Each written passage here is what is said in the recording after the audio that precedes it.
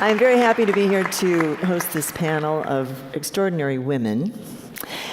We have Mara Gourdine, who is the Corporate Culture Ambassador for John Paul Mitchell Systems.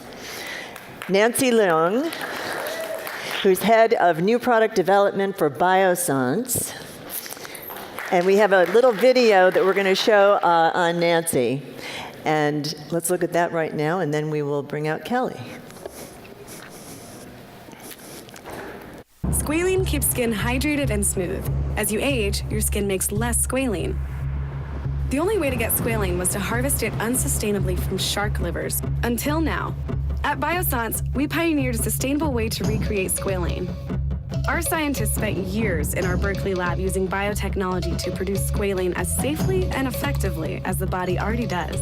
Every drop of squalene is made from sugarcane from Brazil, a naturally renewable resource that doesn't need to be irrigated or harvested, saving our Earth's precious resources. Squalene is biology's best moisturizer and the key to locking in hydration. And I can tell you, I tried this stuff, and it is awesome. And our third panelist is Kelly Vlahakis-Hanks, an old friend of Emma's, who is president and CEO of Earth Friendly Products. And there's a little video on what they do there. Earth Friendly Products has been family-owned and operated since 1967. We have over 2,000 formulations, including Ecos laundry detergent, our Ecos Dishmate dish soap, and our Ecos hand soap. All of these are hypoallergenic, pH balanced, readily biodegradable, and gray water safe. We make our products in 4 geographically diverse facilities. At Earth Friendly Products, we don't just imagine a cleaner and safer future for families. We're building it, bottle by bottle, from the inside out.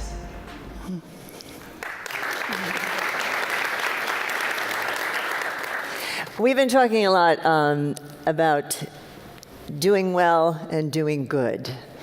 And it's something that all three of you embrace in the companies that you have either started or work for. And I'd like you to talk a little bit about how important that was to you, and how did you get started in the companies that you work for?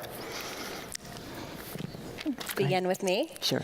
I've been with the company, John Paul Mitchell Systems, now for about 10 years.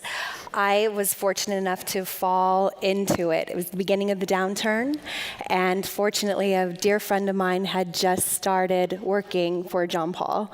And it was very important to me to find a home. And I started out doing international trade shows. And what was most remarkable is no matter what country we were in, and regardless of what language we spoke, there was this love for this company. And the passion of hairdressers was something that just struck me. And I knew that I had finally landed and had found my place, in large part because of the leadership of John Paul. And it's so extraordinary because, I mean, the world is ever shrinking, and those of us who have been around for a while realize that you connect the dots, and we all sort of find this common past that brought us to where we are today. And as I've told Mara and John Paul, that actually Paul Mitchell, I used to go out with Paul Mitchell in the 70s. That's so good. And he passed away far too early, but I think he would be so proud of what you guys are doing with this company, and you give back so much. It's that real paying it forward and being a real example in the beauty business. It's really extraordinary. Thank you, Wendy. Yeah. Nancy. So I've actually been in the beauty business for over 15 years doing product development and marketing. And I've always been involved in companies that had some form of social responsibility, and even beauty industry giving confidence to women.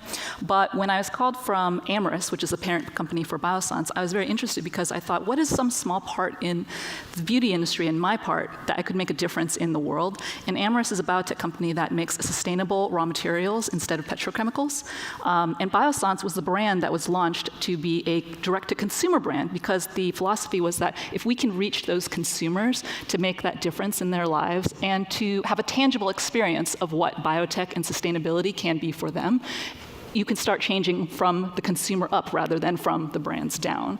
And so I was really interested in doing that small part, I thought, not what all of our scientists do, but in some way to engage the consumer, to bring them back into this idea that sustainability, you don't have to compromise on the performance, the beauty aspect, as well as doing good for the planet and the people.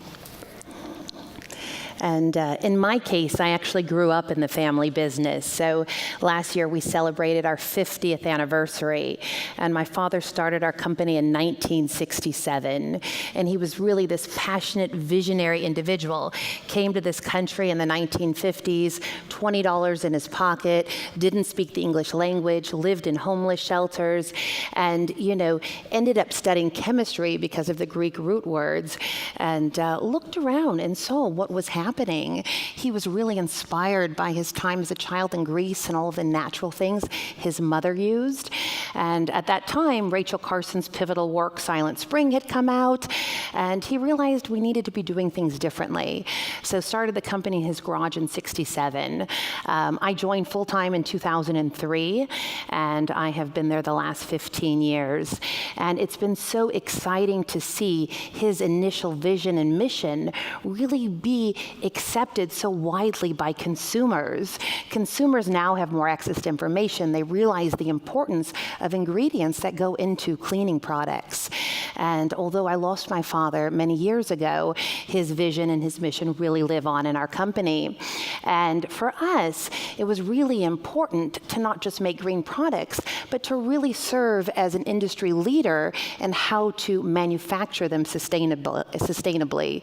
So we've achieved carbon neutrality and water neutrality and platinum zero waste and a lot of these different initiatives to show that it makes business sense because it's good for your bottom line, and it's also the right thing to do for our environment. And that's sort of the great message which we realize we have to keep in this discussion is it's good for your business as well as good for the planet. And all of this about what do you invest with, where do you put your money with, how do you follow your passion with your dollars is a huge part of all of that. Someone told me earlier today, and I can't remember which panelist, but someone told me that we have more pollutants in the air that come from cleaning products, beauty products, than from cars and trucks. Is that possible? Does anybody know if that's true? Right. And indoor air pollution is 5 to 70 times higher than outdoor pollution. Mm-hmm. And so I think it's really important as consumers, we don't think about just what we put inside of us, but we think about what's in us, what's on us, and what's around us. Yeah. And that's really some of the power that we have, right? Every single day you're going to the store and you're making decisions. And if you really take the time to learn what are in these various products, if they're personal care products and beauty products or cleaning products, you have to inform yourself because there is nobody else that's going to do it for you. It's very unfortunate that here in the United States, no transparency is required in the cleaning product side. Yeah. We're not even required to list ingredients. And so the consumer goes out and they buy a product and they don't even realize the toxic ingredients that they're bringing into their households because there's no ingredients listed. And so I would really urge people to support brands that disclose ingredients and that you look at those ingredients. And I'm actually really excited because California, in October of last year, Governor Brown actually signed into law the first piece of legislation in the United States that will require people to disclose ingredients in cleaning products. And that was so great because once California takes that step in January of 2020, the rest of the nation will follow and we'll finally be able to reverse that situation. Or else we have to become our own country, which is the alternative, which is possible. How do you as women feel that your leadership has changed the culture of the company you work for? I know that you said that you felt very much at home and it was already there for you, Mara. Yeah. But overall, when you look at businesses and you see women who are in leadership roles, how does that impact the culture and the sensibility of the company from what you've observed? Our company is largely run by women. It's kind of amazing. Think of a honeybee hive, okay? The large part, the worker bees, they're female. They're female bees. John Paul knows a thing or two. Okay? Yeah, it's pretty amazing.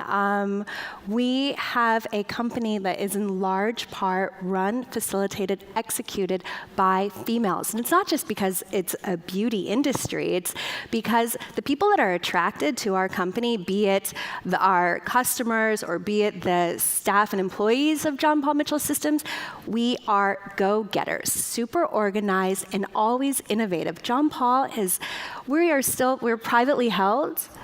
And it's amazing because the entrepreneurial spirit still lives. So the females that are drawn to this company, we are given so much room and freedom to work, first of all, together, communicate efficiently with one another, and constantly be bringing it to the next level.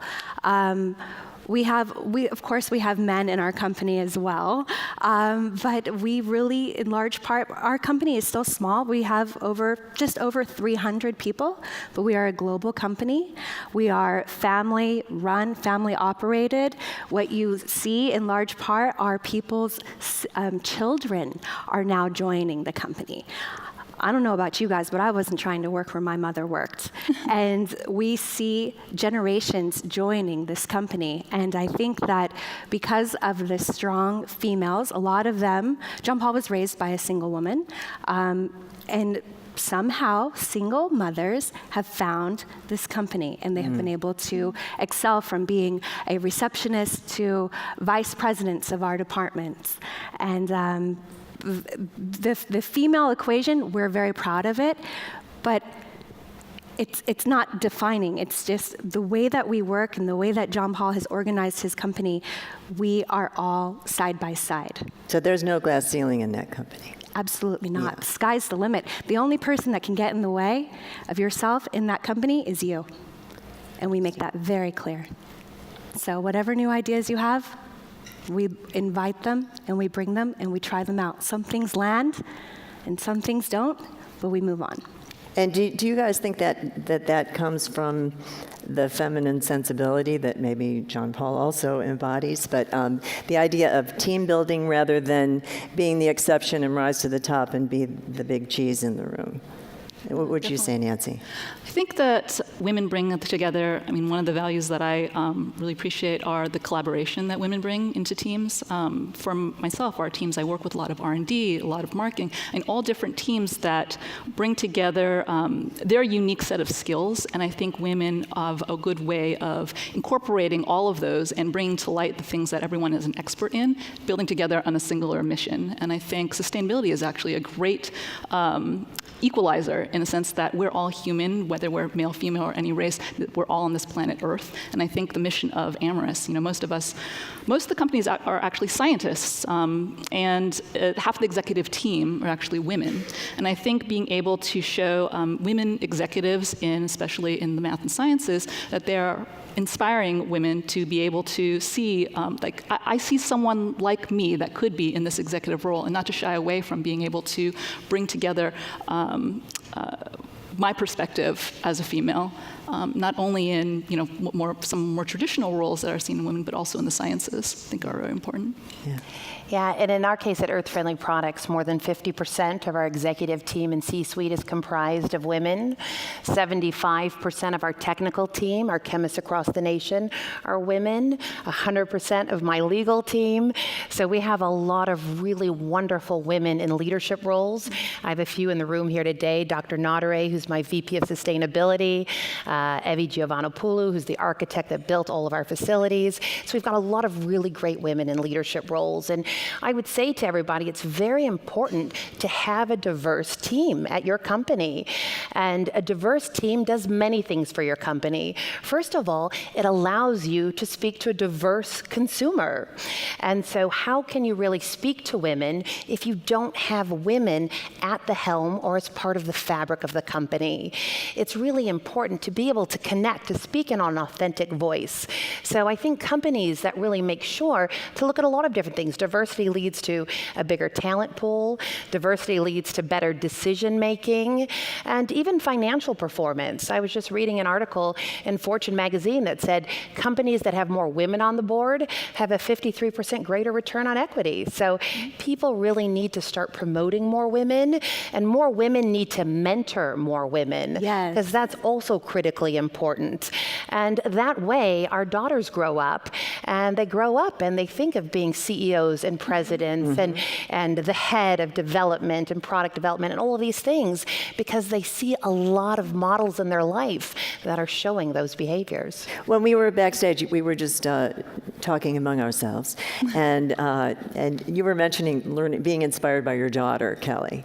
And this whole idea of mentorship, I think it comes in so many different forms, and it can come from younger people in our lives. My niece mentors me in various areas. Yeah.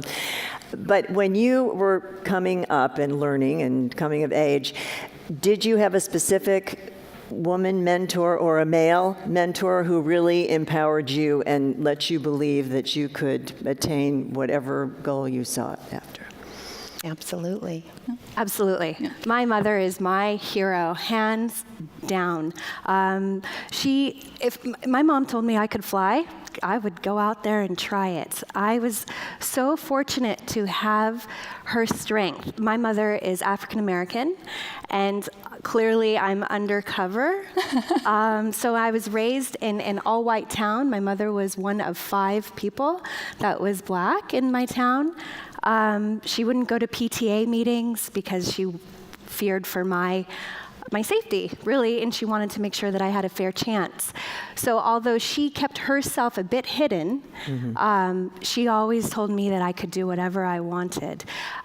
She was an incredible activist. She was a poet and a writer. I grew up going to rallies, holding my candle while my mom was reading her poetry.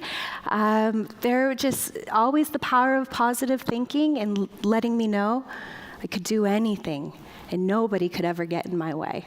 And I still just feel that way today. Yeah. Yeah. Yeah. 100%.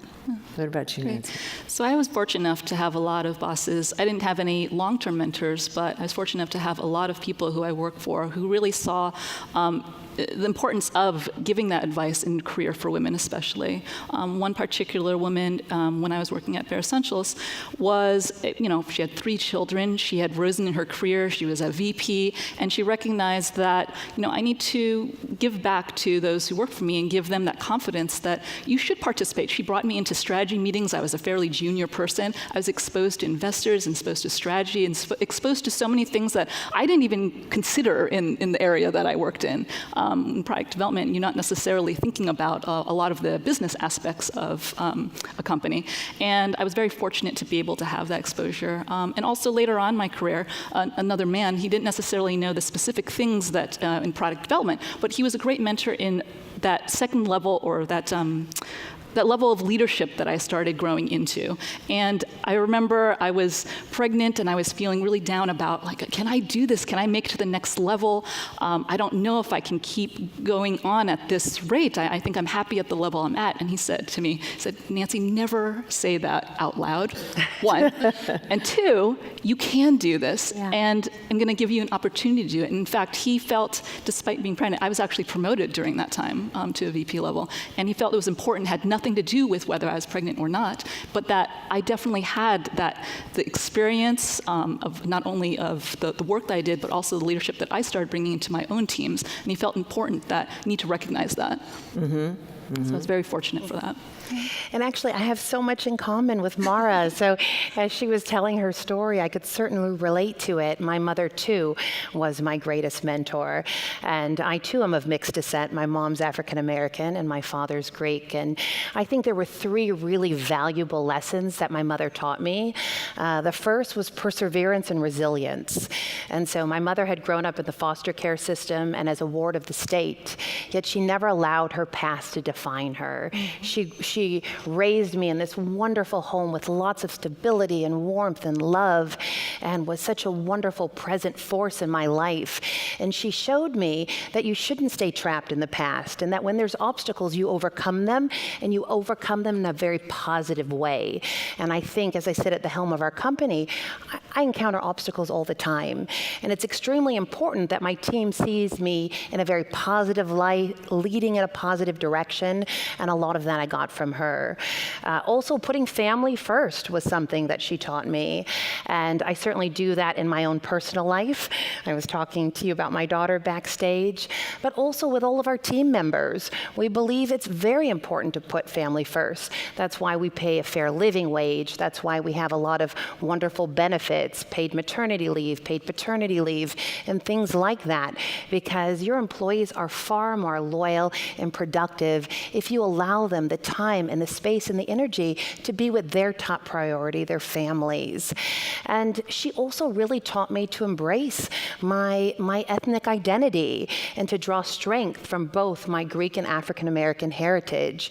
When I was at UCLA, I studied in Greece, I studied in Africa, and those were things that brought a lot of positivity to my life and to my identity, and at the same time gave me a lot more awareness and appreciation for diversity once again, not just in my life, but in our workplace.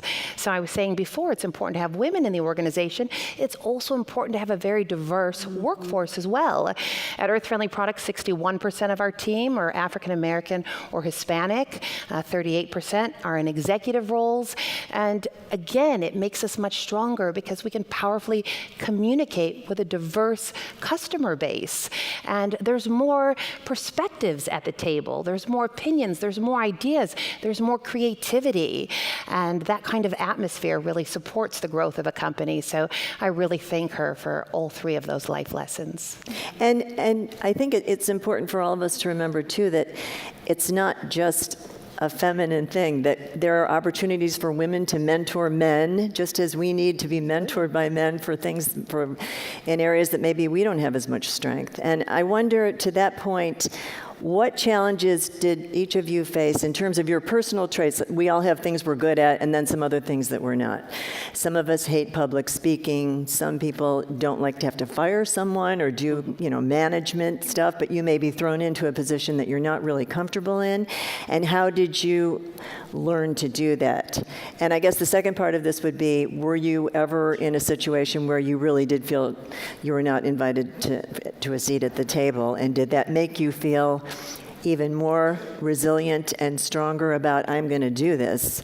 Or did it really frustrate the hell out of you? Or both?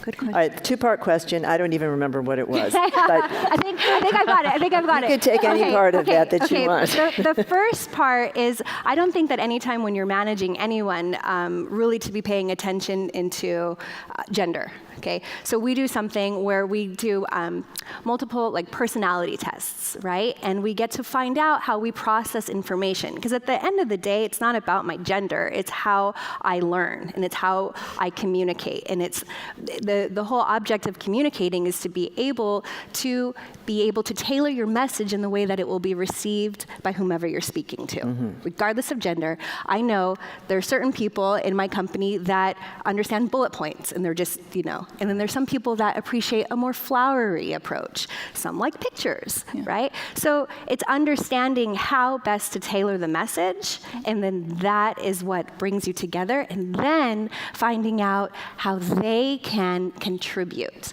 right? So we like to say people support what they help to create.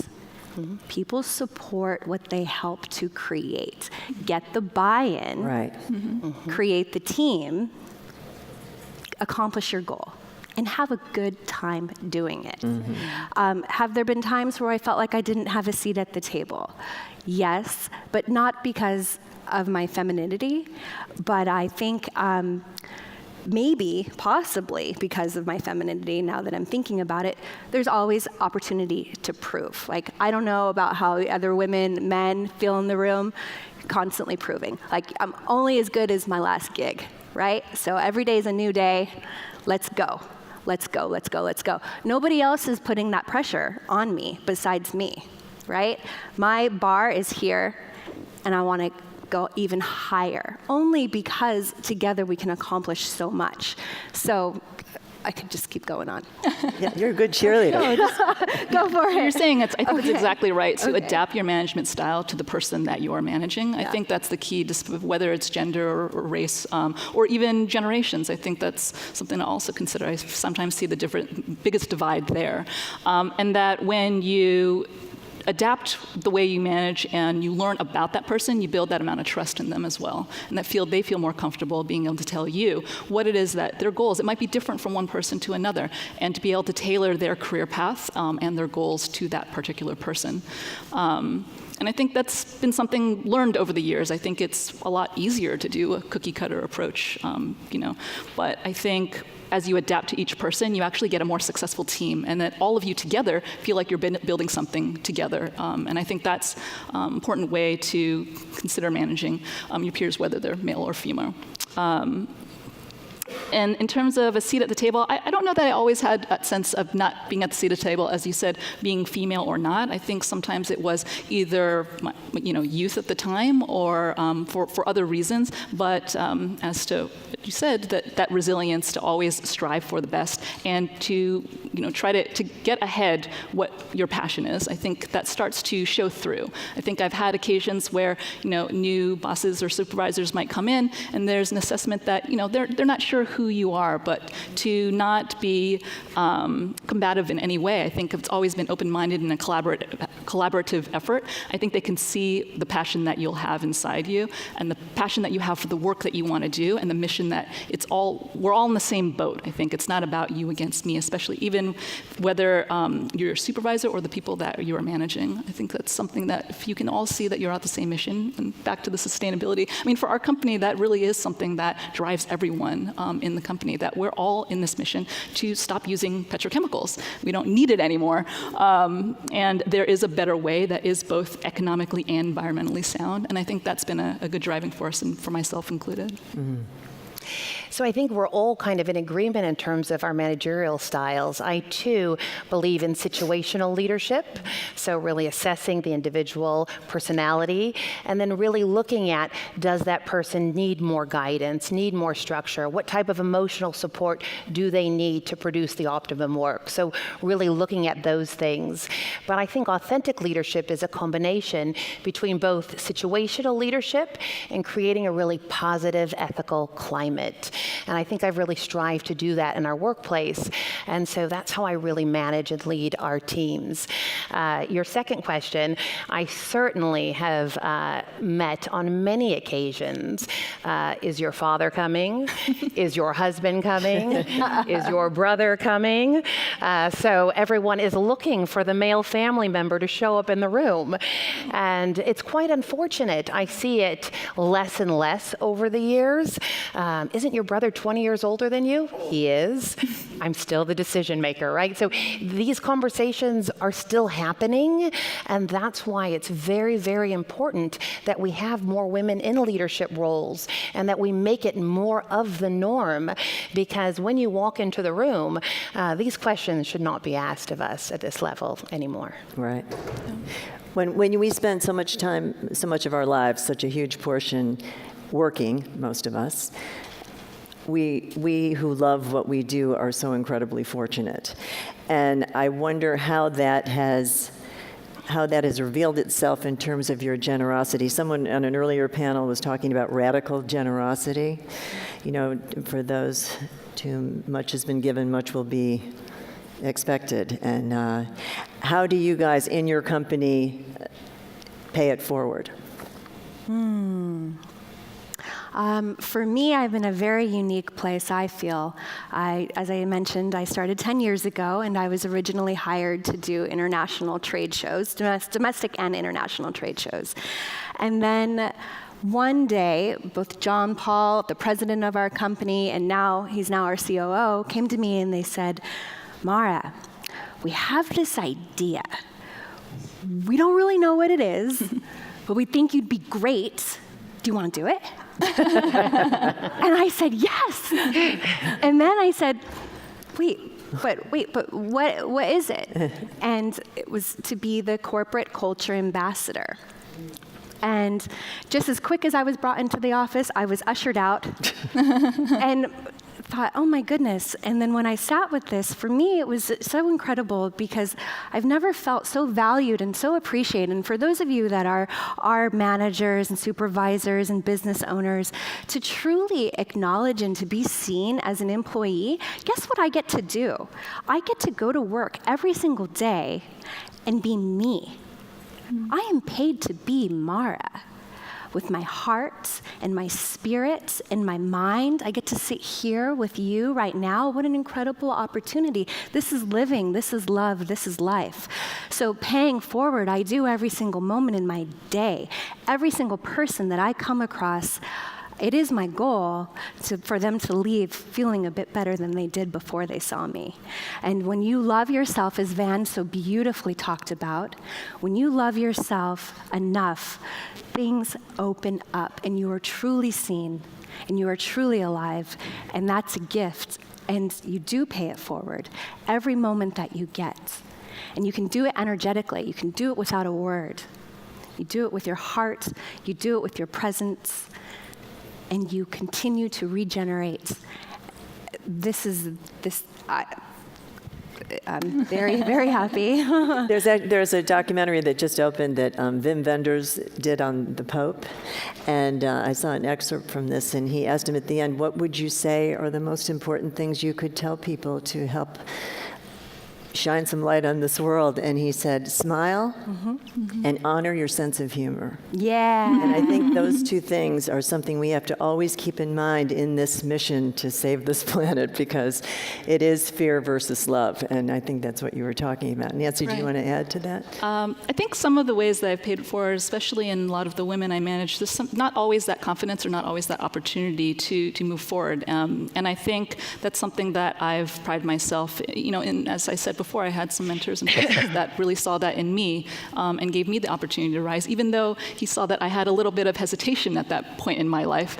I like to pay that forward and recognize that in the people that I work with. I think that they have a lot to give, and also another area that I find that I'm trying to pay forward is to recognize the work-life balance that a lot of people don't necessarily embrace or feel like they can't. And I feel like happy, healthy people are actually really, they'll work the best in that way. And I'm not saying that, you don't have, some people want to work 24 hours a day because they're so passionate about it, and I think that's great too, but I don't think it should be expected of everyone. I think you need a moment to recharge, and I think that's important. It's actually one of the great things about the parent company, Amorous. There's the yoga sessions, and there's healthy food on 3 times a week, and there's even classes on meditation. And I think especially I think all people, but even people in the sciences, I think they need that moment to recharge and really recognize that work-life balance. So I don't I feel like people in my group, I want them to understand that you don't have to work 24/7. You don't have to be so attached to your phone every moment of the day. I need you to take that break, and that's okay, and be okay with yourself. Don't be so hard on yourself all the time, because you'll come back recharged. You'll come back be able to work happier and healthier, and you'll be able to solve more solutions that way. And I think that's one way I've recognized over the years that I was that workaholic person, and I don't feel like I need to be that way anymore, and I want to be able to pass that forward to another And you're probably more productive because of it. Yeah. I think in terms of paying it forward, our mission is to create products that are safer for people, pets, and the planet. And so I feel really lucky to sit at a company that's environmentally and socially responsible. And we make sure to utilize our financial resources and our voice to advance those causes. And so there's nothing more important that we're facing right now than climate change and what's happening to our environment. And so how, as businesses, can we truly lead our authentic voices? And we have to do that with our time, with our energy. We have to make sure that our team members and our organizations understand what they're doing. We're not just making cleaning products. We're trying to build a better world to leave to our children, to leave to our grandchildren. And with that, we try to invest heavily in a lot of the different environmental organizations, as well as a lot of organizations that are addressing cancer and asthma and autism and so many other illnesses that we see links between toxic ingredients in those illnesses. So a lot of our work is done in that space and supporting organizations that are trying to create a healthier planet for all of us. Thank you all so much, and thank you for coming. Thank you, Wendy. Thank you.